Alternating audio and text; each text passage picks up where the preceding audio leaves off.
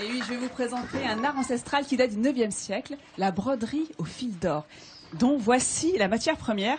Non, ce ne sont pas des spaghettis, ce sont des ressorts de 0,80 mm de diamètre. Donc voici la matière première pour obtenir des broderies d'une beauté étincelante. Regardez.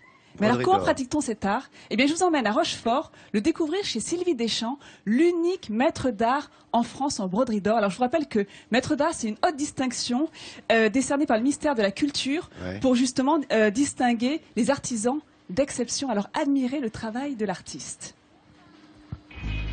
Rochefort, ancienne grande ville militaire, a initié un savoir-faire qui, au fil des ans, s'est tissé une réputation internationale, la broderie d'or.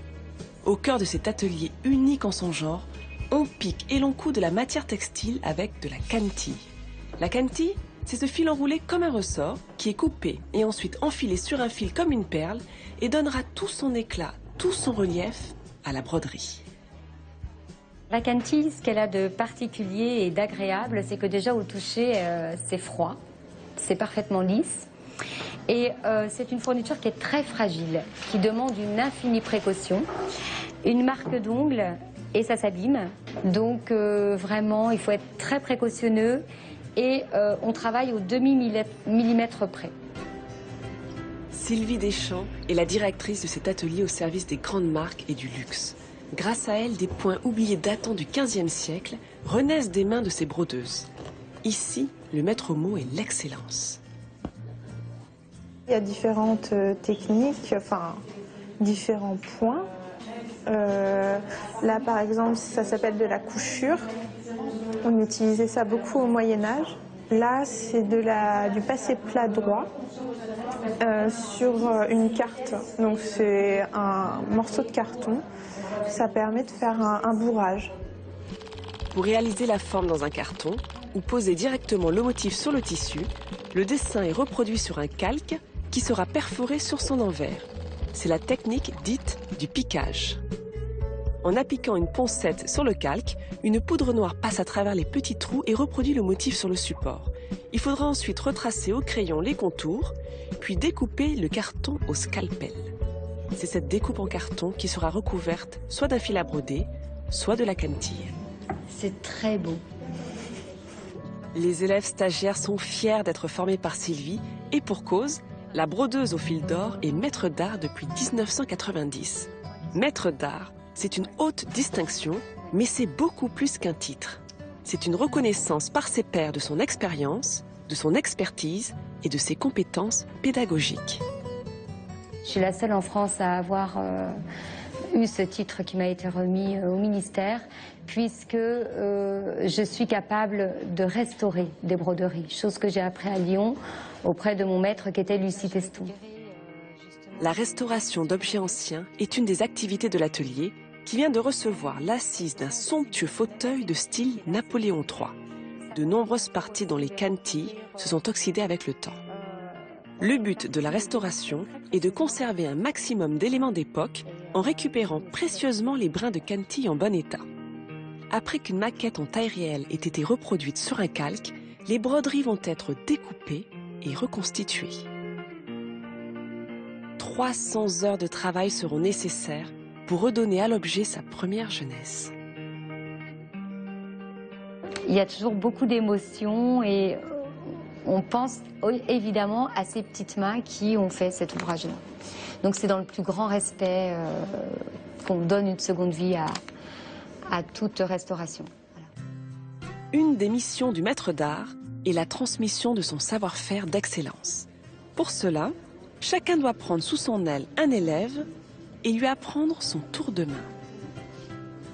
L'élue de Sylvie, c'est elle, Marlène. Elle travaille avec Sylvie depuis qu'elle a 14 ans. Pour elle, la passion pour la technique de la brodure d'or a été immédiate, un vrai coup de foudre. Ça a été le déclic, la fourniture m'a plu, le travail de la cantille, vraiment cette fourniture qui est très spécifique, qui est agréable à travailler, souple, mais en étant fragile à la fois. Et donc, aujourd'hui, j'en fais mon métier. Sylvie profite aujourd'hui d'une renommée internationale. Sollicitée par des grandes marques de luxe, mais aussi par des artistes plasticiens et designers de renom tels que Jean-Michel Otoniel ou Philippe Starck, cette brodeuse au fil d'or a su élever son art à son plus haut niveau de perfection. Et parmi les premiers utilisateurs de la broderie d'or, Laurent, on retrouve notamment l'Église, où la liturgie a une certaine importance, les vêtements liturgiques. Alors regarde Pierrot, je veux bien que tu m'aides. Regardez ce qu'on a là. C'est une mitre. Donc le couvre-chef, voilà, du prêtre ou de l'évêque, qui date de 1920, qui a été restauré. Donc il a fallu 200 heures de travail pour le restaurer.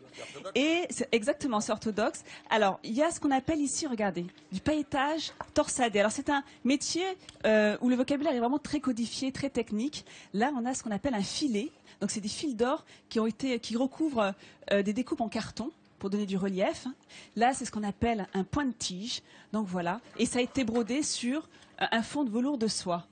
Et juste à côté de moi, à droite, Vincent tient un quart de chasuble. C'est un échantillon d'un quart de chasuble qui était présenté au client avant de fabriquer la chasuble.